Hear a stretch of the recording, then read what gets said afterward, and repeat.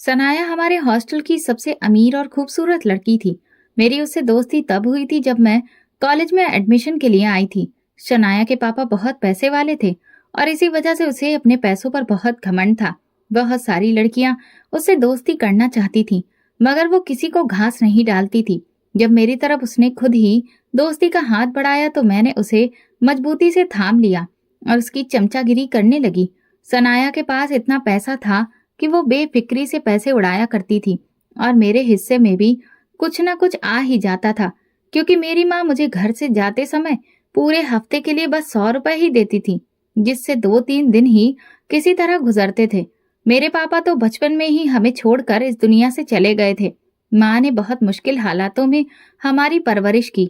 अगर पापा की पेंशन का सहारा न होता तो शायद हमें दर दर की ठोकरें खानी पड़ती। मेरे पापा सरकारी कर्मचारी थे। जब उनका देहांत हुआ तो मुआवजे के तौर पर हमें एक बड़ी रकम मिली थी, जिसे माँ ने बैंक में जमा करवा दिया था, ताकि भविष्य में बच्चों की पढ़ाई के काम आ सके। पापा की पेंशन से ही हमारा महीना किसी तरह चलता था। मैंने बचपन से ही बहुत तंगी और लाचारी देखी थी। जब भी मैं सनाया को देखती तो मुझे उसकी किस्मत पर जलन होती कि वो कितनी बेफिक्री से जरूरत से ज्यादा पैसे खर्च करती है। शनाया को अच्छे से पता था कि मेरा रिश्ता एक मिडिल क्लास फैमिली से है, इसलिए वो मेरे साथ साथ मेरी जरूरतों का भी ध्यान रखती थी। ना जाने ये मेहरबानी वो दोस्ती की वजह से करती थी या इसके पीछे कोई और वजह थी, ये मेरी समझ से बाहर था। एक दिन वो मुझसे बोली, सीमा, क्यों ना कहीं घूमने के लिए बाहर चलें? मौसम भी काफी अच्छा है, थोड़ा एंजॉय कर लेंगे। मैंने कहा, सनाया, वार्डन को तो तुम जानती ही हो, वो कभी भी बाहर जाने की परमिशन नहीं देगी।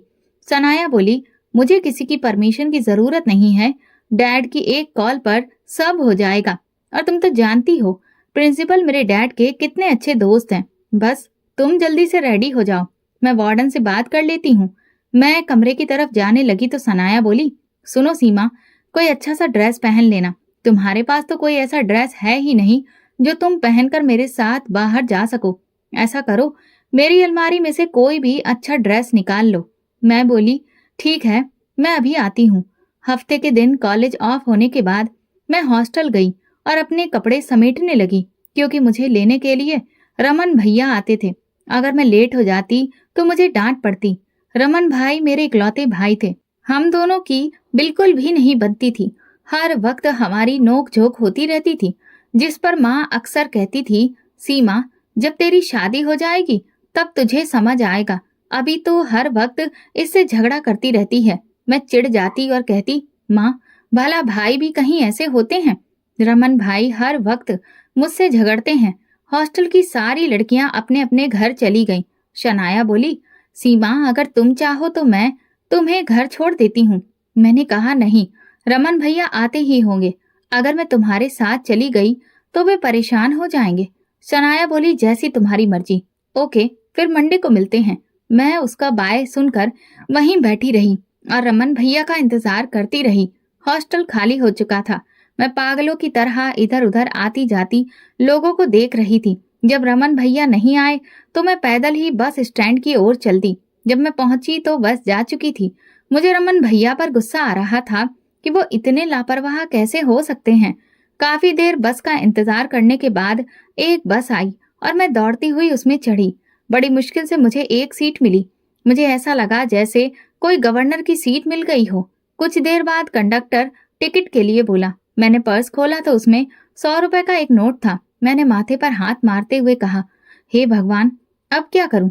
ये तो बस का पूरा किराया भी नहीं है। अगर मुझे पता होता कि रमन भैया ऐसा करेंगे तो मैं सनाया से ही पैसे ले लेती। अब तो कंडक्टर भी आने वाला है, बीच रास्ते में ही उतार देगा। फिर मैं घर कैसे जाऊंगी? मैं खामोशी से अपने दुपट्टे से मुंह छुपाकर बैठी रही। वो मेरे पास आकर बोला, बहन जी, किराया दे दीजिए। मैंने पर्स से 100 रुपए का नोट निकालकर देते हुए कहा, भैया, मेरे पास बस यही पैसे हैं। आज कई दिन के बाद कॉलेज से घर जा रही हूँ। अगर फिर कभी आपसे सामना हुआ तो बाकी पैसे लौटा दूंगी। वो कम उम्र का लड़का बोला, दीदी, कोई बात नहीं, आप स्टूडेंट हैं। मेरा मालिक वैसे भी स्टूडेंट से किराया नहीं लेता, ये भी रख लीजिए। बस ने मुझे सड़क पर उतार दिया। वहां से घर का रास्ता काफी लंबा था। धीरे धीरे रात हो रही थी। परिंदे भी अपने घोंसलों की तरफ लौट रहे थे। सड़कों पर गाड़ियों की रफ्तार तेज हो चुकी थी। फुटपाथ पर चलते हुए अचानक मुझे अपना पांव हल्का महसूस हुआ। जैसे ही मेरी नजर सैंडल पर गई, मैंने सिर पर हाथ मारते हुए कहा, हे भगवान, अब मैं घर कैसे जाऊंगी? इसे भी आज ही टूटना था। मैंने अपने आसपास देखा, लेकिन कुछ समझ नहीं आया। अब मैं क्या करूं? मैं अपने दोनों सैंडल हाथ में लिए नंगे पांव चलने लगी। आने जाने वाले लोग हैरत से मुझे देख रहे थे, जैसे कि मैं दुनिया का 8वां अजूबा हूँ। मन ही मन मैं रमन भैया को कोस रही थी। जैसे ही मैं गली में घुसी, तेज तेज कदमों से घर तक पहुंची और जोर जोर से दरवाजा पीटने लगी। कुछ देर बाद माँ ने दरवाजा खोला। मुझे गुस्से से लाल पीला होता देख बोली, अरे सीमा, तुम्हें क्या हुआ है? मुझे तो लगा था कि तुम आज आओगी ही नहीं। और ये क्या बात हुई? न हाल चाल लेना, न कुछ पूछना। तुम पूरी 1 हफ्ते के बाद आई हो। आखिर वहां पर तुम्हें सिखाते क्या है, जो तुम्हें ये तमीज भी नहीं बची कि अपने माँ बाप से कैसा व्यवहार करना चाहिए? मैंने जोर से अपना बैग चारपाई पर पटका और कहा, माँ, ये रमन भैया कहाँ हैं और आज मुझे लेने क्यों नहीं आए? जब उन्हें पता था कि हफ्ते के अंत में उन्हें मुझे लेने आना होता है, और अगर नहीं आना था तो कम से कम जानकारी तो दे सकते थे। उनकी वजह से आज मुझे इतनी बेइज्जती झेलनी पड़ी। मेरे पास तो किराए के लिए भी पैसे नहीं थे। माँ बोली, क्यों इतना गुस्सा कर रही हो? वो बेचारा कौन सा घर में बैठा आराम कर रहा है, सुबह से निकला हुआ है, नौकरी के लिए मारा मारा फिर रहा है। तुम्हें तो सिर्फ अपनी ही फिक्र है, लेकिन उसे अपने अलावा हम दोनों की भी फिक्र है। अगर वो घर में होता तो तुम्हें जरूर लेने जाता। मैं बोली, अच्छा माँ, बस करिए, मुझे पता है आप उसकी ही तरफदारी करेंगी। आखिर वो आपका लाडला बेटा जो है। अच्छा, ये सब छोड़ो, क्या खाने को कुछ मिलेगा? चल चल कर मेरा पेट पूरा ही खाली हो गया है। माँ बोली, अच्छा तुम बस बैठो, अभी कुछ देर में खाना बनने वाला है। तुम जाओ, जाकर मुंह हाथ धो लो। इतनी देर में मैं खाना लगा देती हूँ। रात को काफी देर गए रमन भैया घर लौटे, तब तक मैं सो चुकी थी। वरना मैं सोच रही थी कि आज तो उनके आते ही उनकी क्लास लूंगी। सुबह मैं रमन भैया के उठने से पहले ही उठ गई थी। उठते ही पहले मैं अपना हिसाब बराबर करने उनके कमरे में गई। वो बेखबरी की नींद सो रहे थे। मैं पहले तो सोचती रही कि क्या किया जाए, और फिर एकदम मेरे दिमाग में शैतानी ख्याल आया। मैंने साइड टेबल पर रखा फ्लावर पॉट उठाया और उसे जमीन पर फेंक दिया। पॉट के टूटने की आवाज सुनकर रमन भैया एकदम से चौंक कर उठ बैठे और अपने आसपास देखने लगे कि आखिर हुआ क्या है। उनका ऐसा चेहरा देखकर मेरी हंसी निकल गई। जब रमन भैया की नजर मुझ पर पड़ी तो वो बोले, अच्छा, तो ये सब तुम्हारा किया धरा है। मुझे लगा शायद मेरे कमरे में बिल्ली घुस आई है। मैं नहीं जानता था कि इतनी बड़ी बिल्ली हॉस्टल से आ चुकी है। वैसे तुम आई कैसे? मैंने अपने दोनों हाथ सीने पर बांधते हुए कहा, आपको भला इससे क्या? मैं जैसे भी आई हूँ। आपने तो मुझे बेइज्जत करवाने में कोई कसर नहीं छोड़ी थी। रमन भैया बोले, अरे, मैं तो सोच रखा था कि मैं तुम्हें लेने आऊंगा, मगर फिर एक अर्जेंट काम अचानक आ गया। मैं अपनी नाक सिकोड़ते हुए बोली, ऐसा भी कौन सा काम था जो आपको बहन से भी ज्यादा जरूरी था? रमन भैया कंबल एक साइड कर बेड से नीचे उतर कर बोले, वो तुम्हें आज शाम तक पता चल जाएगा। अच्छा, अब तुम माँ के साथ नाश्ता बनाने में मदद करो। वो बेचारी सारा दिन अकेली ही लगी रहती हैं। जब तुम घर आती हो, कम से कम तब तो उन्हें आराम करने दिया करो। मैंने कहा, अच्छा, अगर आपको माँ का इतना ही ख्याल है तो फिर आप शादी क्यों नहीं कर लेते? जब आपकी पत्नी आ जाएगी तो खुद ही सारा घर संभाल लेगी, माँ को भी आराम मिल जाएगा। भैया बोले, नहीं सीमा, पहले तो मैं तुम्हारी शादी करूंगा, उसके बाद अपने बारे में सोचूंगा।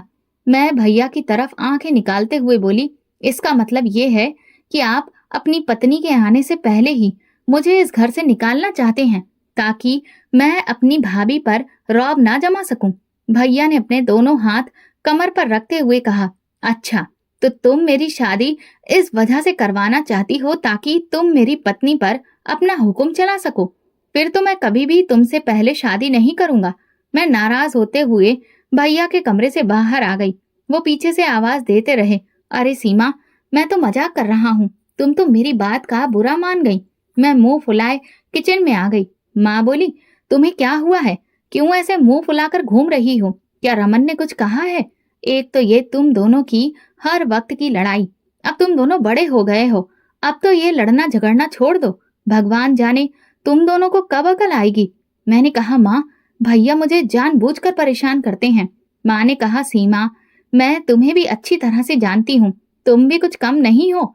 मैं पैर पटकती हुई अपने कमरे में चली गई। मुझे पता है आप भैया की साइड लेंगी। मैं अब की बार हॉस्टल चली गई तो जल्दी नहीं आऊंगी, मगर आपको क्या फर्क पड़ता है, चाहे तो पूरी जिंदगी ना आऊं। माँ बोली, अच्छा, बात तो सुनती जाओ, नाश्ता कर लो। सुबह सुबह इतना गुस्सा अच्छा नहीं होता। मैं माँ की बात सुनने के लिए रुकी, लेकिन ये कहते हुए फिर आगे बढ़ गई। नाश्ता आप अपने बेटे को ही करवाइए, जब मेरा जी चाहेगा मैं कर लूंगी। कुछ देर बाद माँ ट्रे में नाश्ता लिए मेरे कमरे में आई, मेरे सामने रखते हुए बोली, सीमा, ये लो, नाश्ता कर लो। तुम बेकार में छोटी छोटी बातों पर गुस्सा हो जाती हो। माँ संजीदा होते हुए बोली, अच्छा सुनो, मुझे तुमसे एक बात करनी थी। मैं सोच रही हूँ कि क्यों ना कोई अच्छी सी लड़की देखकर रमन की शादी कर दें। तुम और रमन दोनों चले जाते हो तो मैं घर में अकेली सारा दिन बोर होती रहती हूँ। रमन की शादी हो जाएगी तो मेरा दिल भी लगा रहेगा। माँ की बातों में रुचि लेते हुए मैंने कहा, माँ, वैसे तो आपकी बात ठीक है, लेकिन रमन भैया की अभी कोई नौकरी भी तो नहीं है। आप जहाँ भी लड़की देखने जाएंगी सबसे पहले यही पूछा जाएगा कि लड़का क्या करता है, तो फिर आप क्या जवाब देंगी।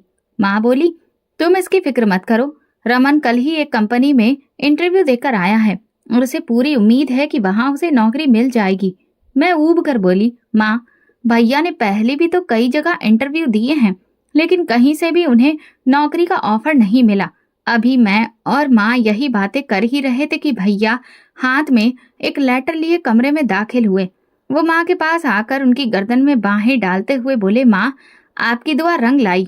ये देखिए, ऑफिस की तरफ से मिला लेटर। मैं कल से जॉब ज्वाइन कर रहा हूँ। माँ मेरी ओर देखते हुए बोली, देखा सीमा, मैंने कहा था ना।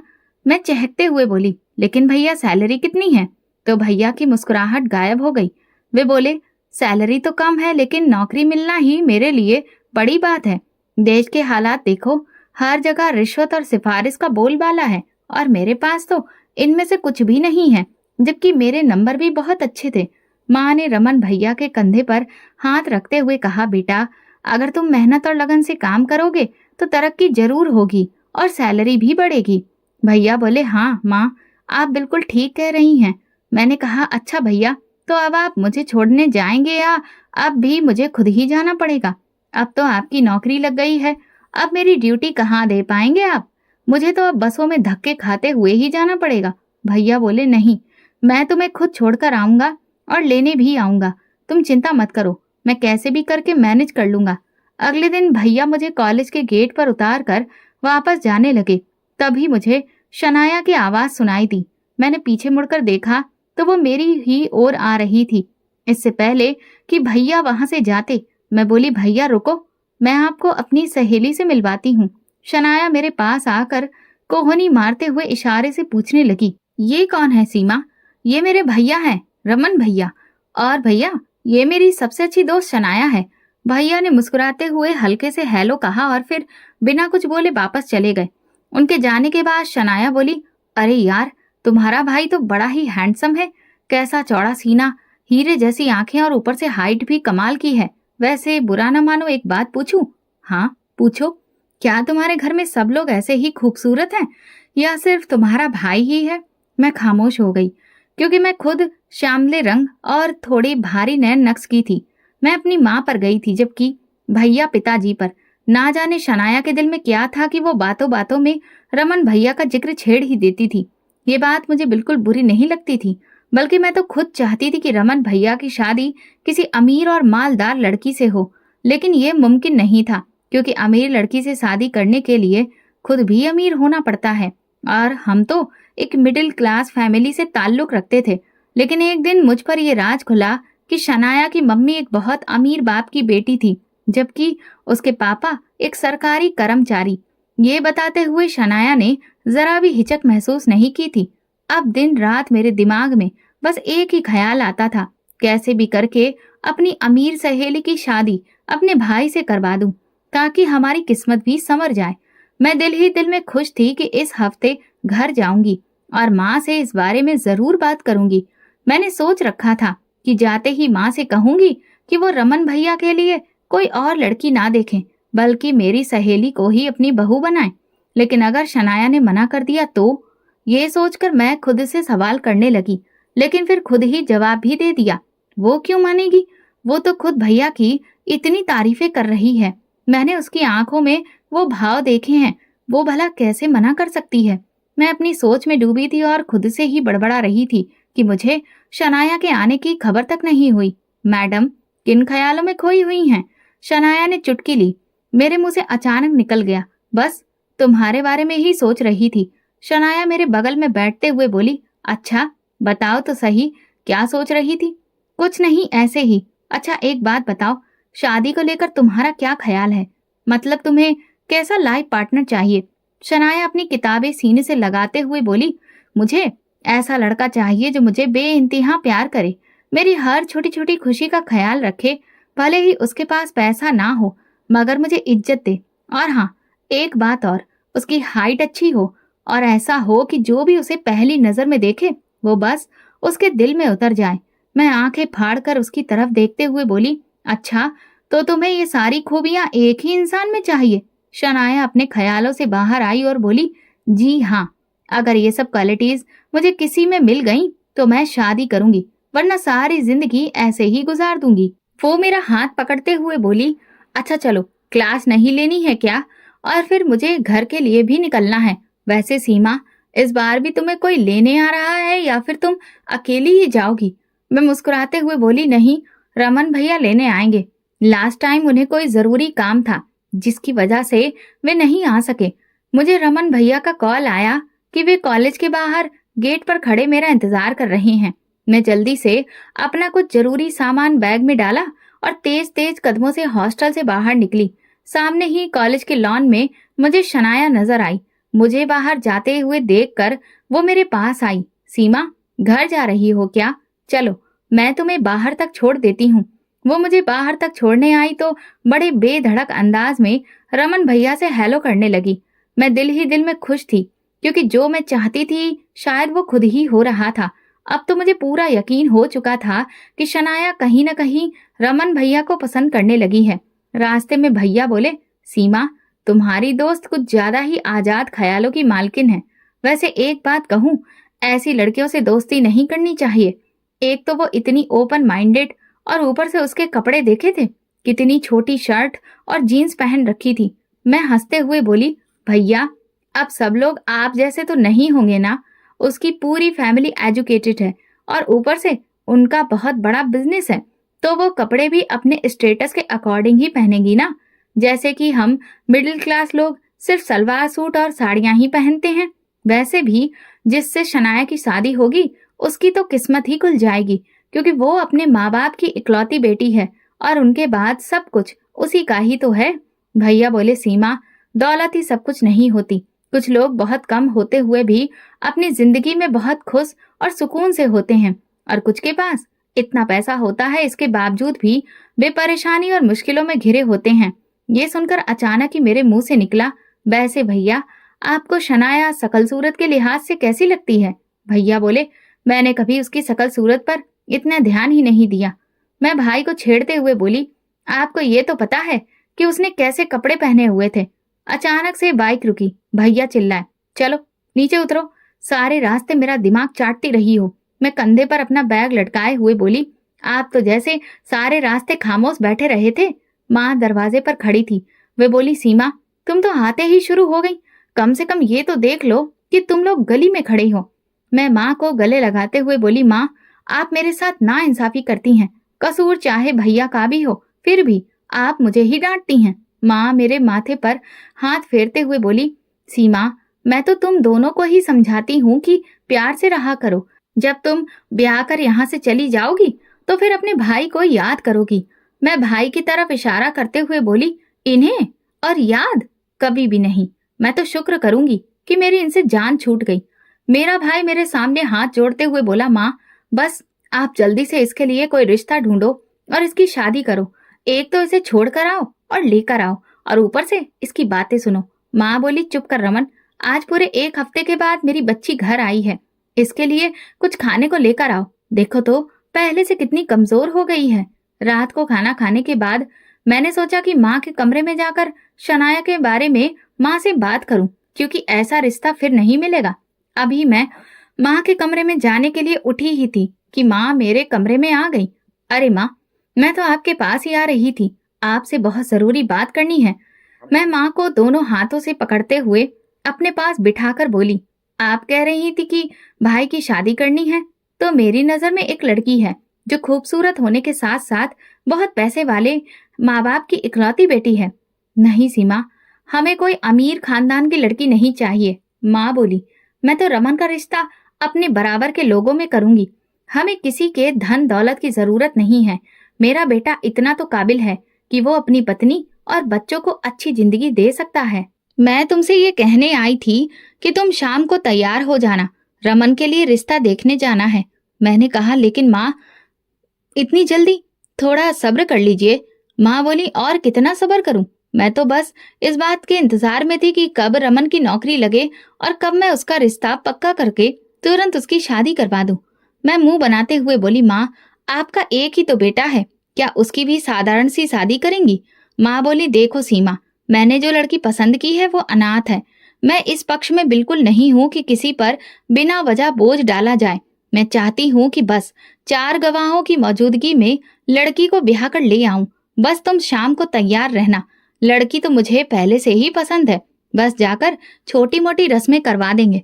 मैं बोली, मगर माँ सोच लीजिए, फिर ये ना हो कि गरीब घर की बहू लाकर आप बाद में पछताएं। माँ बोली, जैसी वो सुलझी हुई लड़की है, सवाल ही पैदा नहीं होता कि मैं अपने फैसले पर पछताऊंगी। रमन को भी लड़की पसंद है। अच्छा, तो मतलब आप दोनों माँ बेटे ने पहले ही लड़की पसंद कर रखी थी। मुझे तो किसी ने बताना भी जरूरी नहीं समझा। मैं तो किसी के लिए जरूरी ही नहीं हूँ। मैंने तंज कसते हुए कहा। माँ बोली, इसीलिए तो तुम्हें शाम को साथ में लेकर जा रही हूँ, तुम भी उसे देख लेना। मैंने कहा, अब देखने का क्या फायदा, जब दोनों ने फैसला कर ही लिया है तो मेरे चाहने या ना चाहने से क्या होगा। शाम को ना चाहते हुए भी मैं माँ के साथ लड़की देखने के लिए चली गई, क्योंकि मैं नहीं चाहती थी कि मेरे ना जाने की वजह से मेरे भाई के दिल में मेरे लिए कोई गलत ख्याल पैदा हो। देखने में तो भाई की मंगेतर काफी खूबसूरत थी, मगर मुझे वो एक आंख भी नहीं भाई, क्योंकि मैं उसकी जगह शनाया को देखना चाहती थी। मैंने उससे कोई भी खास बातचीत नहीं की।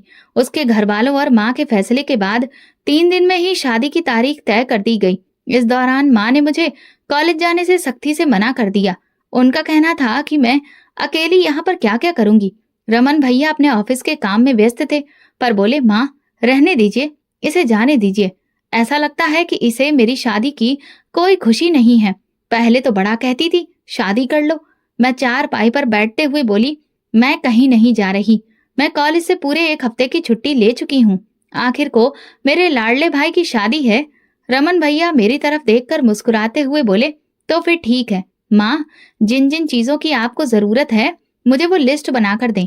मैं कल ऑफिस से आते हुए ले आऊंगा, और कल शाम आपको और सीमा को शॉपिंग के लिए भी लेकर जाऊंगा। जो भी लेना हो ले लेना। मैंने मना कर दिया तो माँ कहने लगी, क्यों, शादी वाले दिन क्या तुम ऐसे ही मुंह उठाकर चली जाओगी? आखिर तुम दूल्हे की बहन हो, कोई अच्छी सी ड्रेस पहनकर शादी में चलना।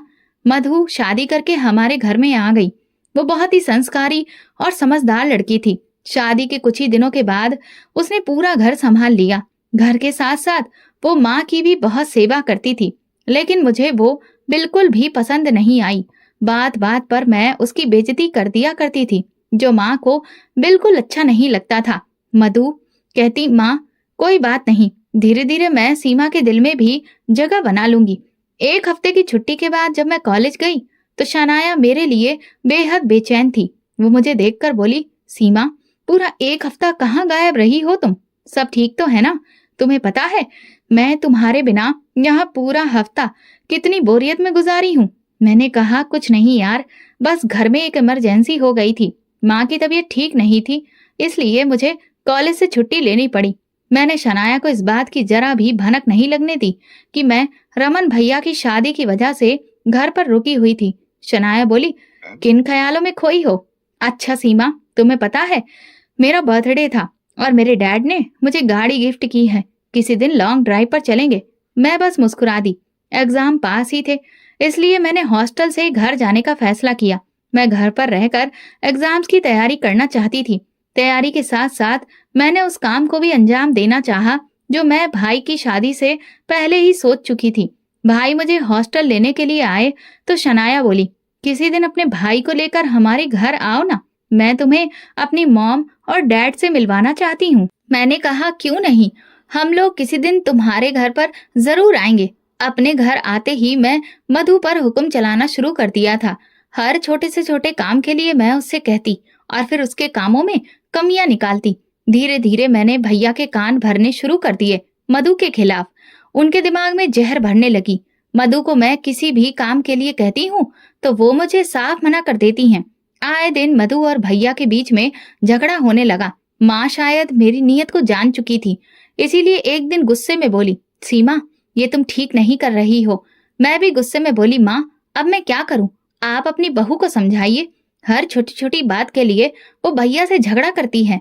अगर यही सब कुछ चलता रहा तो नौबत तलाक तक आ सकती है। माँ अपने कानों को हाथ लगाकर बोली, बोलने से पहले कुछ तो सोचा करो। आज के बाद मैं तुम्हारी जुबान से ये शब्द ना सुन लूं। एक दिन जब मधु मेरे कमरे में आई तो मैंने मोबाइल अपने कान से लगाकर किसी से फोन पर बात करने की एक्टिंग करने लगी। मैं उसे ये एहसास दिलवाना चाहती थी कि जैसे मैं किसी लड़के से बात कर रही हूँ। थोड़ी देर बाद मधु मेरे कमरे में आई और बोली, सीमा मैं तुम्हें एक बहन के तौर पर ये बात कह रही हूँ।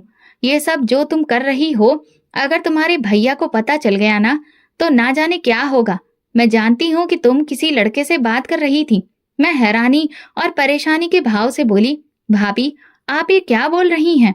आप मुझ पर इल्जाम लगा रही हैं। मधु बोली, सीमा मैं तुम पर कोई इल्जाम नहीं लगा रही, बल्कि समझा रही हूँ।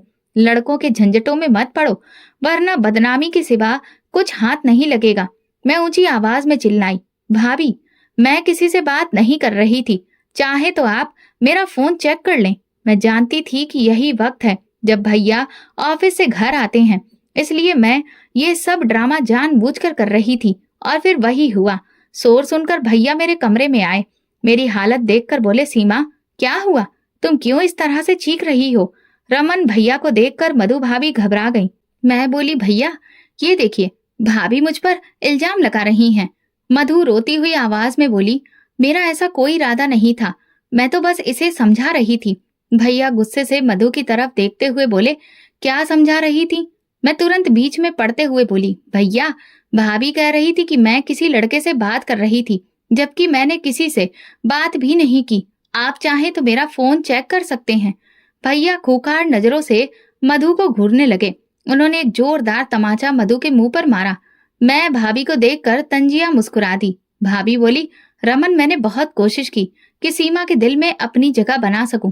हर छोटी छोटी बात का ख्याल रखा, मगर शायद ये मुझे पसंद नहीं करती। और मैं सच कह रही हूँ, ये वाकई फोन पर किसी लड़के से बात कर रही थी। मैंने खुद सुना है। मैं रो रो कर अपनी बेगुनाही का ढिंडोरा पीटने लगी। रमन भैया ने जब एक और थप्पड़ मारा तो भाभी बोली, ये बात सच है और अब मैं इससे ज्यादा बेइज्जती बर्दाश्त नहीं कर सकती। अब मैं एक मिनट भी यहाँ नहीं रहूंगी। भैया बोले, अगर तुम्हें इतना ही शौक है तो ठीक है, मैं तुम्हें अब तलाक दे देता हूँ। और इस तरह से भैया और भाभी के बीच अलगाव हो गया। भाभी उसी दिन मायके चली गई। मैं उस दिन बहुत खुश थी क्योंकि मैं अपने प्लान में कामयाब हो गई थी। अब शनाया को मेरी भाभी बनने से कोई नहीं रोक सकता। शनाया के इस घर में आने के बाद तो हमारी लाइफ स्टाइल ही बदल जाएगी। महंगी महंगी गाड़ियां, नौकर चाकर होंगे। असली जिंदगी जीने का मजा तो तब आएगा। अब बस मुझे ये सोचना था कि रमन भैया और शनाया को एक कैसे किया जाए। एग्जाम खत्म होने के बाद मैंने दोबारा कॉलेज ज्वाइन किया। उसी दिन भैया मुझे छोड़ने आए थे और किस्मत से शनाया वहां पहले से ही मेरा इंतजार कर रही थी। मुझे हेलो कहने के बाद उसकी नजरें गेट पर टिक गईं। सीमा तुम्हें कौन छोड़कर गया है? मैं शनाया का इरादा समझ गई थी तो मैंने झूठ कहा, मैं खुद ही आई हूँ। अगर भैया आते तो जरूर तुमसे मिलकर जाते। वैसे बहुत तारीफ कर रहे थे तुम्हारी, उन्हें तुम बहुत अच्छी लगी हो। शनाया ने अपने चेहरे पर आई लट को कान के पीछे करते हुए कहा, क्या वाकई? लेकिन कभी तुम्हारे भाई की नजरों से ऐसा कुछ महसूस नहीं हुआ। और मैं तुमसे कह चुकी हूँ कि मुझसे मिलने घर आना। मॉम और डैड तुमसे मिलना चाहते हैं। मैंने कहा, हाँ जरूर आऊंगी और अपने भाई को भी मैं साथ में लाऊंगी। इसी बहाने मुलाकात हो जाएगी। ये मेरा पहला वार था जो मैं शनाया के दिल पर कर चुकी थी। अब तो वो भैया के बारे में सोचने पर मजबूर हो जाएगी। उसके दिल के तार छेड़ चुकी थी। मधु भाभी से तलाक के बाद भैया बहुत उदास रहने लगे थे। वो चेहरा जिस पर हर वक्त मुस्कान रहती थी अब मुरझा गया था।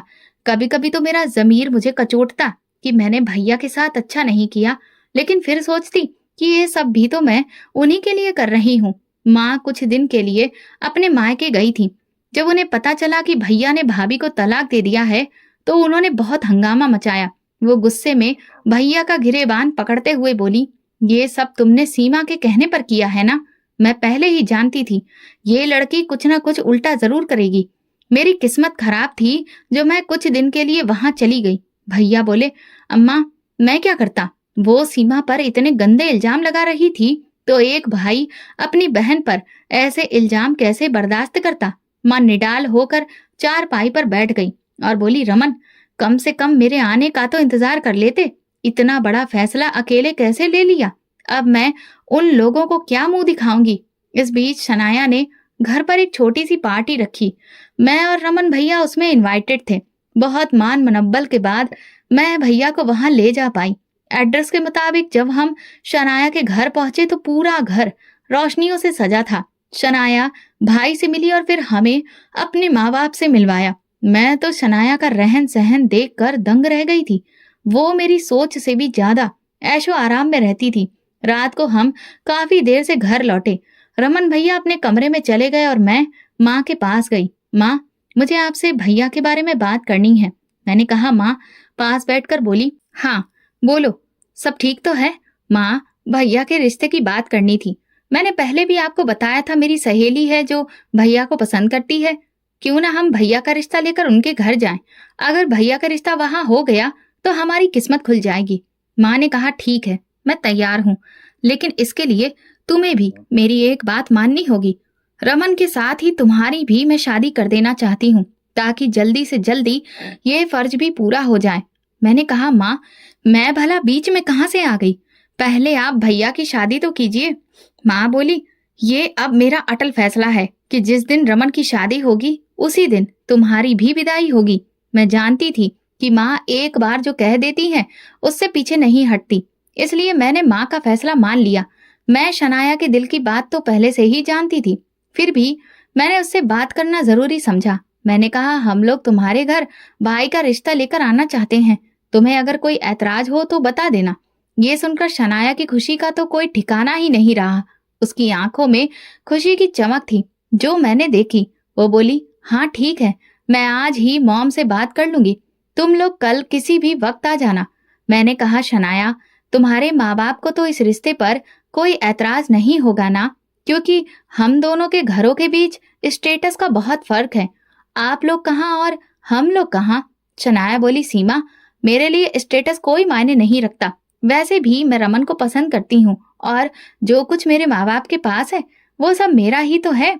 बस तुम लोग आने से पहले मुझे इन्फॉर्म कर देना। माँ ने रिश्ते वाली आंटी की मदद से मेरे लिए भी एक रिश्ता ढूंढ लिया था। लड़का बहुत अच्छी कंपनी में नौकरी करता था, उसकी अच्छी खासी सैलरी थी। शनाया के घर वालों को ये रिश्ता मंजूर था। एक ही दिन में मेरा और भाई दोनों की शादी कर दी गई। शनाया आखिरकार हमारे घर आ गई और मैं पराए घर चली गई। मगर शादी के तीसरे दिन ही मेरे ससुराल वालों ने अपने असली रंग ढंग दिखाना शुरू कर दिए। उन्होंने मुझे मार पीट कर घर से निकाल दिया और साथ ही साथ मेरे हाथ में तलाक के कागज थमा दिए। मेरे माथे पर तलाक का कलंक लग गया। मैं अपने मायके वापस आ गई तो आते ही माँ ने गले लगाकर कहा, बेटा। और फिर वो रोने लगी। माँ, मेरी तो दुनिया ही उजड़ गई। उन लोगों ने मुझे मार पीट कर निकाल दिया। तुमने ही धीरज से काम लिया होता तो कितना अच्छा होता बेटा। अगर उन लोगों की गलती थी तो गलती तुम्हारी भी तो होगी ना। इस तरह यूं ही तो उन्होंने तुम्हें मार पीट कर नहीं निकाला होगा। मैं दुहाई देते हुए बोली, माँ उन लोगों ने जो कुछ मुझसे कहा मैंने वही किया। ये सब मेरी ननद का किया धरा है। वही अपने भाई और माँ बाप को मेरे खिलाफ भड़का रही थी। भैया गुस्से से आग बबूला होते हुए बोले, मैं उन लोगों को छोड़ूंगा नहीं। शनाया भैया का बाजू पकड़कर बोली, आप रुकिए, आप कहाँ जा रहे हैं? भला आप क्या कहेंगे उन लोगों से? अब तो वो सीमा को तलाक दे चुके हैं। अगर इसमें थोड़ा सा भी सब्र होता तो आज ये तलाक के कागज लेकर इस तरह मायके में खड़ी नहीं होती। लड़ाई झगड़े तो हर घर में होते हैं, इसका मतलब ये तो नहीं कि इंसान अपना घर ही उजाड़ ले। मैं हैरानी से सनाया की तरफ देखते हुए बोली, शनाया, तुम कैसी बातें कर रही हो? मैंने कहा ना कि इसमें मेरी कोई गलती नहीं है। पहले दिन से ही वो लोग मुझ पर जुल्म कर रहे थे और आज तो उन्होंने हद ही कर दी। मैंने रमन भैया को अपना बाजू दिखाते हुए कहा, भैया ये देखिए किस कदर बेदर्दी से उन्होंने मुझे मारा है। मेरे जख्म देखकर माँ तड़प उठी और आंसू बहाते हुए मेरे जख्मों को सहलाने लगी। मेरी बच्ची, मुझे माफ कर दो। मुझे तो लगा था कि वो लोग बहुत अच्छे और सुलझे हुए लोग हैं। मुझे क्या पता था कि वो इंसान की शक्ल में भेड़िया हैं। शनाया भैया का बाजू पकड़कर उन्हें कमरे में ले गई। मुझे तो हैरत थी कि भैया भी चुपचाप उसके साथ चले गए। मैंने कहा, माँ, ये भैया को क्या हो गया है? कैसे चुपचाप अपनी पत्नी के पीछे चल दिए? पहले तो ये ऐसे नहीं थे। माँ बोली, सीमा, ये सब तुम्हारा ही किया धरा है। तुम ही अपनी सहेली को अपनी भाभी बनाना चाहती थी। ये लड़की तो मेरी समझ से बाहर है। ना जाने तुम्हें इसमें क्या नजर आया। अच्छा चलो, छोड़ो ये सब, चलो मेरे साथ। मैं तुम्हें अभी हल्दी वाला दूध बनाकर देती हूँ। उन जालिमों को तो भगवान ही देखेगा जिन्होंने मेरी बेटी के साथ ये जुल्म किया। मैं खाली नजरों से छत को घूर रही थी। क्या जो कुछ मैंने मधु के साथ किया, ये मुझे उसी की ही सजा मिली है? मुझे अपने किए पर बहुत पछतावा हो रहा था। अब जब मुझ पर खुद बीत रही थी तो मुझे एहसास हो रहा था कि तलाक, ये शब्द सुनकर आत्मा क्यों कांप उठती है। मधु के साथ भी तो ऐसा ही हुआ होगा। न जाने वो किन दर्दों से गुजरी होगी। बेगुनाह होते हुए भी मैंने उसे मुजरिम बनाकर कटघरे में खड़ा कर दिया था। पता नहीं मेरा भगवान इस गुनाह के लिए मुझे माफ करेगा या नहीं। कुछ देर में माँ की आवाज आई, सीमा, बाहर जाकर नाश्ता कर लो। भाई और शनाया का तो अब रोज का था कि उनका नाश्ता बाहर से आता था और रोज रात का खाना भी वो बाहर ही खाते थे, क्योंकि शनाया को हमारे घर का खाना पसंद नहीं था। शनाया का हर काम मैं अपने हाथ से किया करती थी। इसके बावजूद भी वो मुझसे सीधे मुंह बात तक नहीं करती थी।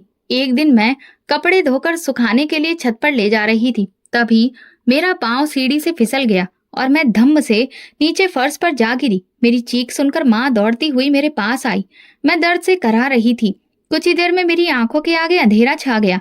जब मेरी आंख खुली तो मैंने खुद को अस्पताल में पाया। माँ मेरे पास ही खड़ी रो रही थी, लेकिन जैसे ही मैंने उठने की कोशिश की तो मुझे अपनी टांगों में कुछ खाली सा महसूस हुआ। नहीं माँ, ये नहीं हो सकता। मैं दर्द से चीख उठी। माँ बोली, सीमा, ऐसा ही हुआ है। तुम्हारी एक टांग को डॉक्टर को काटना पड़ा। मेरी बच्ची, मैं क्या करूं? मुझे तुम्हारा ये दुख देखा नहीं जाता। ये सब देखने से पहले मैं मर क्यों नहीं गई? कुछ दिन के बाद मुझे हॉस्पिटल से डिस्चार्ज कर दिया गया। जैसे ही मैं और माँ घर लौट कर आए, हमारे लिए एक और कयामत इंतजार कर रही थी। भैया बोले, माँ, हम लोग शनाया के घर जा रहे हैं और अब हम वहीं रहेंगे। माँ ने कहा, रमन, ये तुम क्या कह रहे हो? हम तुम्हारे बिना कैसे रह सकते हैं? भैया बोले, माँ, आप और सीमा दोनों हैं ना एक दूसरे के लिए, और फिर मैं हर महीने आपको खर्चे के पैसे भेजता रहूंगा। आप जानती हैं शनाया इस माहौल में कहाँ रह सकती है। वो मेरी पत्नी है, मैं उसे अकेला नहीं छोड़ सकता, इसलिए मैं उसके साथ जा रहा हूँ। ये कहकर रमन भैया चले गए और अपने पीछे हजारों सवाल छोड़ गए। मैं मुंह दूसरी तरफ करके माँ से अपने आंसू छुपाने की कोशिश कर रही थी। माँ अपने होशो हवास से बेगानी खड़ी भैया को जाते हुए देख रही थी। मैंने माँ से कहा, होश में आओ माँ, मुझे माफ कर दो, मैं गलत थी। मुझे लगा कि पैसे से हमारी हर मुश्किल आसान हो जाएगी। पैसे के लालच में ही मैंने मधु के साथ इतनी नाइंसाफी की कि आज मैं उसकी ही सजा भुगत रही हूँ। इसी पैसे की वजह से भैया आज हमसे दूर हो गए। मैं माँ के आगे हाथ जोड़कर बोली, भगवान के वास्ते मुझे माफ कर दो माँ। माँ ने मेरे हाथ पकड़कर अपने होठों से लगाए और बोली, माफी मुझसे नहीं बल्कि भगवान से मांगो। हो सकता है कि वो तुम्हारी मुश्किलें आसान कर दें और तुम्हारी सजा कम कर दें, क्योंकि एक बेगुनाह इंसान के साथ किया गया जुल्म आखिरी तक हमारा पीछा नहीं छोड़ता। तुम्हें मधु की बद्दुआ लगी है।